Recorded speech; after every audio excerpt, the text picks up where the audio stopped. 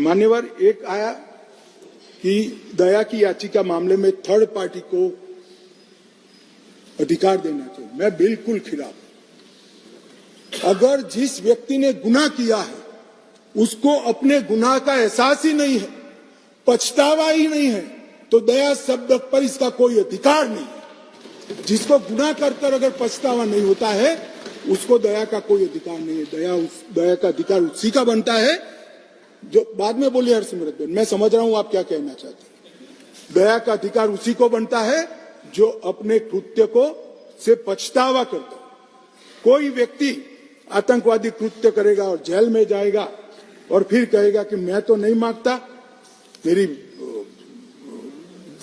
मन स्वीकारने के लिए तैयार नहीं है, मैंने कृत्य किया, और इस पर दया की जाए, मैं सहमत नहीं हूं। मान्यवर एक आया कि दया की याचिका मामले में थर्ड पार्टी को अधिकार देना चाहिए। मैं बिल्कुल खिलाफ। अगर जिस व्यक्ति ने गुनाह किया है उसको अपने गुनाह का एहसास ही नहीं है, पछतावा ही नहीं है, तो दया शब्द पर इसका कोई अधिकार नहीं है। जिसको गुनाह कर अगर पछतावा नहीं होता है उसको दया का कोई अधिकार नहीं है। दया का अधिकार उसी का बनता है जो बाद में बोली हरसिमरत बहन, मैं समझ रहा हूं आप क्या कहना चाहते हैं। दया का अधिकार उसी को बनता है जो अपने कृत्य को से पछतावा करता।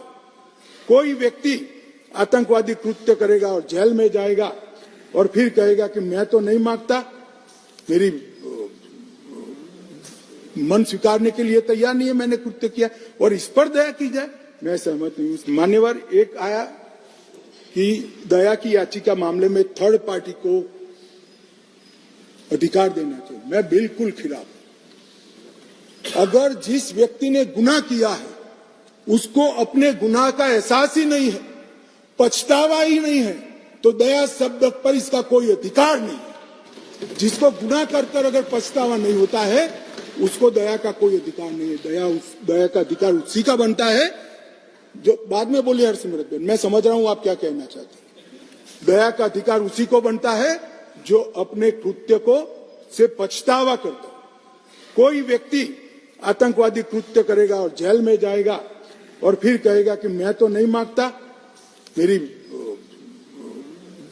मन स्वीकारने के लिए तैयार नहीं है, मैंने कृत्य किया, और इस पर दया की जाए, मैं सहमत नहीं हूं।